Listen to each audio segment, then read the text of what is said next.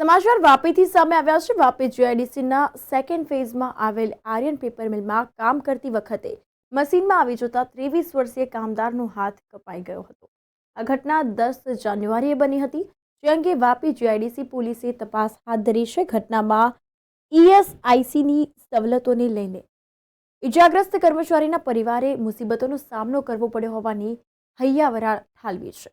તો ઘટના અંગે મળતી માહિતી અનુસાર વાત કરીએ તો વાપીના મોટી સુલપડમાં રહેતા વિકી કુમાર વાપીના આર્યન પેપર મિલમાં નોકરી કરતા હતા, જે 10 જાન્યુઆરીએ રાબેતા મુજબ કંપનીમાં નોકરી પર ગયા હતા। તે સમયે મશીનના પટ્ટામાં કોઈ ચીજ ફસાઈ જતા તે કાઢવા જતા તેમના ડાબા હાથે મશીનમાં ફસાઈ ગયો હતો અને ખભાથી કપાઈ ગયો હોવાનું સામે આવ્યું। તો લોહી નીકળતી વખતે તે હાલતમાં ઈએસઆઈસીમાં લઈ જવામાં આવ્યા અને ત્યાંથી ખાનગી હોસ્પિટલમાં મોકલવામાં આવ્યા હતા।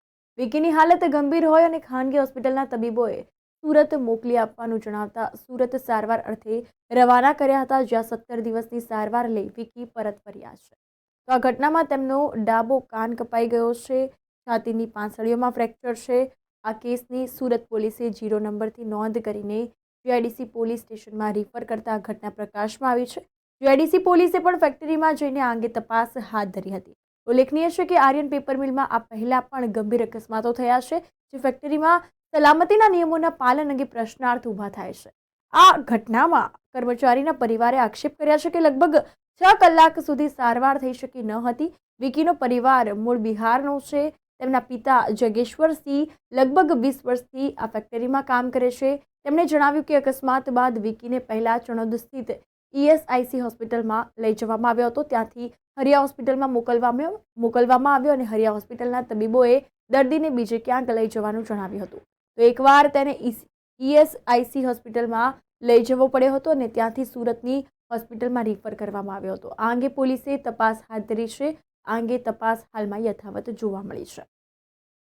मैं आर्यन पेपर मिल में काम करता हूँ। 10 तारीख को सुबह 8 बजे मैं गया था कंपनी। तो 10 बजे काम हुआ तो पेपर फंस गया था पत्ते पे, उसको मैं निकालने गया, मेरा हाथ फंस गया उसमें। हाथ फंसने के बाद हाथ मेरा खत्म हो गया और कान और पीठ, छाती और नीचे छाती के साइड में फ्रैक्चर हो गया। तो मैं वहाँ से एसआई गया, एसआई से फिर हरिया गया, हरिया से फिर एसआई गया, एसआई से फिर सूरत गया जीएम में।